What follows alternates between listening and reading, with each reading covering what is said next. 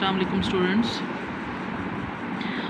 So as you know कि कल जो है वो हमने पढ़ा था आपके पास इसका इंट्रोडक्शन और हीट गेन और लॉस कैसे होती है। अब उसी का एक थोड़ा सा पोर्शन जो है वो हमारा रह गया था, that is some solution to the temperature fluctuations. Temperature fluctuation obviously होती रहेंगी, उसको हम नहीं रोक सकते हैं। इन्वायरमेंट के अंदर जो टेम्परेचर है वो फ्लक्चुएट करेगा एंड अकॉर्डिंग टू दैट हमारा बॉडी टेम्परेचर भी फ्लक्चुएट करेगा।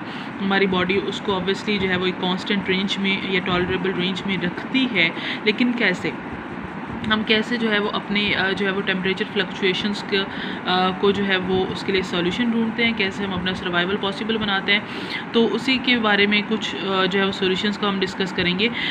तो पहला जो है वो यही है कि they can live in environment where the temperature remains constant.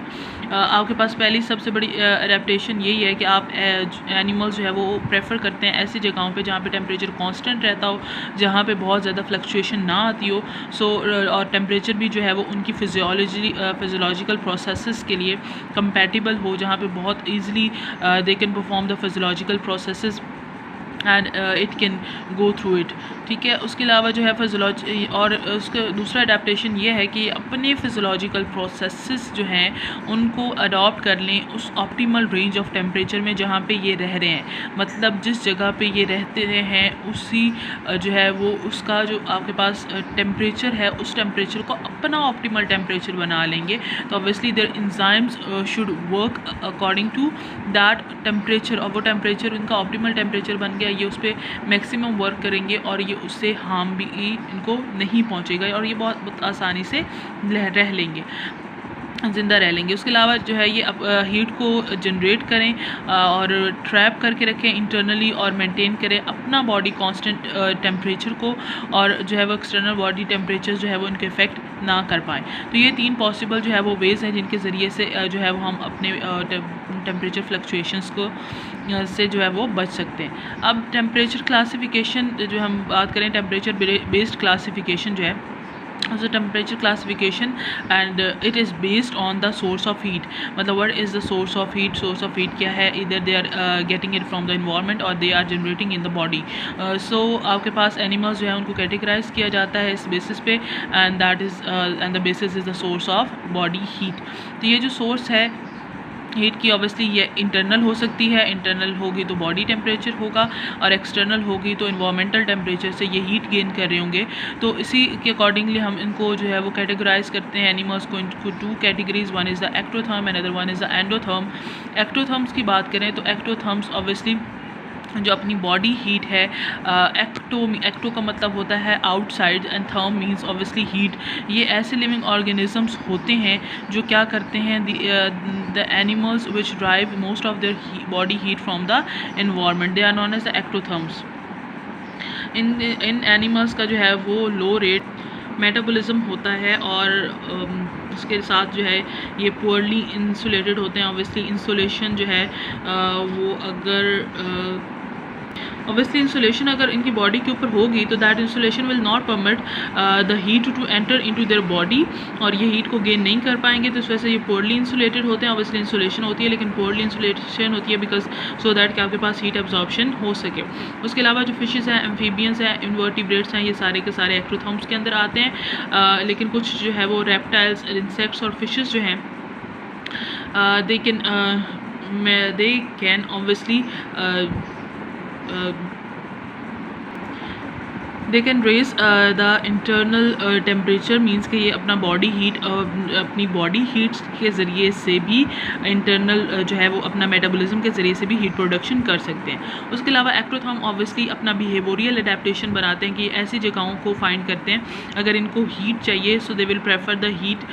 मतलब कि ऐसी जो है वो आपके पास हीट वाली जो है वो जगह पे बैठेंगे, जैसे कि अगर हम देखें तो obviously we talked about the amphibians, जिसमें हमारे पास जो है वो लिजर्ड्स भी आ जाती हैं, सैलेमेंडर्स आ जाते हैं जो हमने देखे हैं। इवन दो न्यूट्स भी जो है वो हमें देखने को मिलते हैं, जो आपके पास क्या करते हैं डेजर्ट एरियाज़ के अंदर जो है वो हमें बास्किंग करते हुए दिखते हैं। और अगर जो है वो इनको ऑब्वियसली हीट जो है वो कम चाहिए, so they will find the cold places. उसके अलावा हम बात करते हैं एंडोथर्म्स की। तो एंडोथर्म की बात करें तो obviously these animals obtain the body heat ये अपनी बॉडी हीट की प्रोडक्शन करते हैं, मेटाबॉलिज्म के थ्रू हीट गेन करते हैं और उसको जो है वो टेम्परेचर उसको जो है वो रेगुलेट करते हैं। उसके अलावा जो है वो बर्ड्स और मैमल्स जो हैं ये एंडोथर्म्स हैं और ये कॉन्स्टेंटली जो है वो इंटरनल हीट की प्रोडक्शन करते रहते हैं, जो इनको जो है वो अपना बॉडी टेम्परेचर चाहे जो है वो एक्सटर्नली फ्लक्चुएट भी करा हो तो इनको अपने इंटरनल बॉडी टेम्परेचर को मेंटेन करने में हेल्प आउट करता है। उसके अलावा जो है वो कुछ हमारे पास ऐसे लिविंग ऑर्गेनिज्म भी होते हैं जिनकी बॉडी के ऊपर फर होती है, किसी की ऑब्वियसली जो है वो मैमल्स के ऊपर फर होती है और आपके पास बर्ड्स के ऊपर फेदर होते हैं, जो एक इंसुलेशन है फ्रॉम द एनवायरमेंटल हीट। उसके अलावा जो है वो हम कहते हैं कि आपके पास ये अपनी बॉडी के अंदर जो है वो एक large amount of fat storage भी करते हैं और ये आपके पास जो है वो क्या करते हैं, ये फ़ैट स्टोरेज जो है ऑब्वियसली इनको हीट प्रोडक्शन में हेल्प आउट करती है और इंसुलेशन इनेबल करती हैं इनको कि they retain the heat in them, कि हीट लॉस जो है उससे बचाया जा सके। ये अपना जो है वो बॉडी टेम्परेचर जो है उसको स्टेबलाइज करने की एबिलिटी रखते हैं और बायोलॉजिकल प्रोसेसेस जितनी भी है, नर्वस सिस्टम फंक्शन जो है वो नॉर्मली जो है वो आपके पास करता रहता है। इवन अगर आपके पास एक्सटर्नल बॉडी टेम्परेचर जो है वो हाई भी हो, because their internal body temperature is maintained.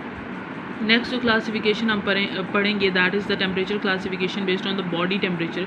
Body temperature जो है वो कैसे रहता है, बॉडी टेम्परेचर जो है वो हमेशा कांस्टेंट रहता है, ये बॉडी टेम्परेचर आपके पास जो है वो फ्लक्चुएट करता है, इस बेसिस पे हम बात करेंगे। सो एक दूसरी हमारे पास क्लासिफिकेशन है जिसके बारे में बात करने वाले हैं। तो obviously it is another way of categorizing the animals and it is based on whether the animal maintain a constant or variable body temperature। क्या ये अपने बॉडी टेम्परेचर को कांस्टेंट रखते हैं, अपने बॉडी टेम्परेचर को जो है वो आपके पास उसको हमेशा कांस्टेंट या आइसोथर्मिक रखते हैं, उसको बिल्कुल भी चेंज नहीं होने देते, या फिर इनके अंदर कैपेबिलिटी है कि ये उसको वेरी कर सके। जैसे ह्यूमन बींग्स हैं, तो ह्यूमन बींग्स क्या करते हैं, दे आर ऑब्वियसली हेट्रोथर्म्स। दो तरह की हमारे पास कैटेगरीज होती हैं, एक होमोथर्म्स होते हैं। होमोथर्म्स आपके पास ऐसे लिविंग ऑर्गेनिज्म होते हैं जो अपनी बॉडी टेम्परेचर को हमेशा कांस्टेंट रखते हैं और वो अपने बॉडी टेम्परेचर को जो है वो एक रेंज में नहीं रख सकते। लेकिन हेट्रोथर्म्स जो है वो ऐसे हैं जिनका वेरिएबल बॉडी टेम्परेचर होता है, जैसे ह्यूमन बींग्स हो गए, तो इनका बॉडी टेम्परेचर जो है वो आपके पास एक रेंज में रहता है। जैसे हमारे पास 36 to 38 डिग्री सेंटीग्रेड जो है दैट इज़ अ रेंज और that is a temperature which can very, ठीक है, और इसको हम टॉलरेट भी कर सकते हैं। लेकिन आपके पास हेट्रोथर्म्स इस चीज़ को जो है वो ऑब्वियसली बेयर नहीं कर सकते। यहाँ पे कुछ एक्सेप्शंस की बात की जा रही है कि कुछ एंडोथर्म्स जो हैं कुछ एंडोथर्म्स ऐसे होते हैं, एंडोथर्म्स की बात हो रही है, नॉट होम्योथर्म्स और हेट्रोथर्म्स। हम जो है वो जिसमें के बारे में बात करें एंडोथर्म्स। अच्छा, यहाँ पे एक और चीज़ जो है वो बहुत इंपॉर्टेंट मिस हो गई कि जो आपके पास एंडोथर्म्स होते हैं वो आपके पास क्या होते हैं, होम्योथर्म्स होते हैं, और जो एक्टोथर्म्स होते हैं एक्टोथर्म्स होते हैं वो हेट्रोथर्म्स होते हैं। अच्छा जी, यहाँ पे हमारे पास जो है वो कुछ एग्जांपल्स हैं हमिंग बर्ड्स और शूज़ वगैरह की है। वो कह रहे हैं कि कुछ बर्ड्स ऐसे होते हैं जैसे हमिंग बर्ड्स हो गए या मैमल्स हो गए, लाइक शूज़ होंगे, वो मेंटेन करते हैं अपना हाई बॉडी टेम्परेचर शॉर्ट जो है वो पीरियड के लिए, और इनका बॉडी वेट जो है वो लेस होता है। तो इस वजह से देर वेट लेस होने की वजह से ऑब्वियसली इनका बॉडी मास भी जो है वो स्मॉलर होता है, that they can not generate enough heat in the two compensate the heat lost. हम बात कर रहे थे एंडोथर्म्स की कि एंडोथर्म्स ऑब्वियसली हीट प्रोडक्शन तो करती है और अपना जो है वो बॉडी टेम्परेचर जो है उसको कांस्टेंट रखने की एबिलिटी भी रखते हैं। तो यहाँ पे जो है लेकिन इनका बॉडी साइज़ जो है वो स्मॉल होने की वजह से इतनी हीट जो है वो आपके पास इतनी हीट प्रोडक्शन नहीं कर सकते हैं। तो हमिंग बर्ड जो है वो आपके पास स्पेंड करता है most of the time in searching nectar. Nectar is a constant energy source of metabolism. Obviously जब आपके पास ये ज़्यादा से ज़्यादा नेक्टर जो है वो कलेक्ट करेंगे, नेक्टर आएगा तो इनके अंदर मेटाबॉलिज्म जो है वो चलता रहेगा, और ऑब्वियसली कॉन्स्टेंटली जो मेटाबॉलिज्म चलता रहेगा तो हीट प्रोडक्शन भी होती रहेगी। हमिंग बर्ड जो है वो आपके पास दिन के टाइम पे जो है वो यही करता है, और हमिंग बर्ड जो है वो आपके पास क्या करता है, बहुत तेज़ी से अपना मेटाबॉलिज्म जो है वो स्पीड अप कर लेता है और रन आउट कर जाता है एनर्जी से। जब नेक्टर इनको प्रोवाइडेड नहीं होता तो ये आपके पास मेटाबॉलिक रेट्स जो है वो इसका डिक्रीज़ कर जाता है, और ये रात के टाइम में जो है वो स्लीप पे चला जाता है, जिसको हम डेली टॉर्पर के नेम से जो है वो जानते हैं। Then we have the reptiles.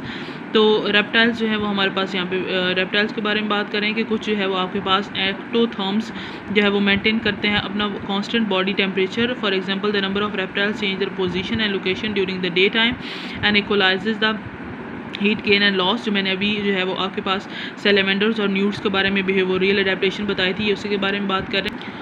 और एट द एंड जो ये जियोग्राफिकल डिस्ट्रीब्यूशन एक्टोथर्म और एंडोथर्म्स की बता रहे हैं। एक्टोथर्म के बारे में वो बताते हुए कह रहे हैं कि आपके पास ऐसे एरियाज़ जहाँ पे टेम्परेचर बहुत ज़्यादा हाई होता है, जैसे ट्रॉपिक्स, वहाँ पे अगर रहते हैं तो वहाँ पे इनको जो है वो इनको लेसर एनर्जी रिक्वायर्ड होती है to maintain the body temperature, because obviously वहाँ पे ऑलरेडी टेम्परेचर जो है वो बहुत ज़्यादा होता है। और बहुत सारे जो है वो एक्टोथर्म आपके पास मोर कॉमन है इन द ट्रॉपिक्स। ऑब्वियसली वहाँ पे ट्रॉपिक्स में बॉडी टेम्परेचर इन्वायरमेंटल टेम्परेचर बहुत ज़्यादा हाई नहीं होता है, तो वहाँ पे आप अब क्या करना पड़ता है, बहुत ज़्यादा हाई नहीं होता, दैट मीन्स बहुत ज़्यादा वार्मर नहीं होता, थोड़ा कोल्ड होता है, जैसे पोलर रीजन्स होते हैं। तो वहाँ पे आपके पास क्या होता है कि इनको एनर्जी स्पेंड करनी पड़ती है कि ये फूड गैदर करें रिप्रोडक्शन के लिए। Amphibians are more common in the tropics. उसके बाद हम बात करें तो हमारे पास हैं जी एंडोथर्म्स। एंडोथर्म्स जो है ये मॉडरेट टेम्परेचर जो है वो आपके पास जिनको हम टेम्परेट जो है वो इन्वायरमेंट कहते हैं, वहाँ पे रहते हैं। एंडोथर्म्स के अंदर जो है वो सिलेक्टिव एडवांटेजेस होते हैं, जिसकी वजह से ये ज़्यादा बेनिफिट है। वहाँ पे हाई मेटाबॉलिक रेट्स होते हैं, ऑब्वियसली इंसुलेशंस भी होती हैं, और इनकी इंसुलेशंस और जो जितनी भी अडेप्टेशंस ये इनको अलाउ करती हैं to occupy even the polar regions. For example, the polar bears, the efficient circulatory system and the high metabolic rates of birds and mammals are adaptations of the endothermy. metabolic rates इनके high रहते हैं birds के अंदर और mammals के अंदर भी, और इनके सर्कुलेटरी सिस्टम बहुत एफिशिएंट्स होते हैं। So this was about the lecture. Hope so you understand. If there will be any confusion, any question, you can ask.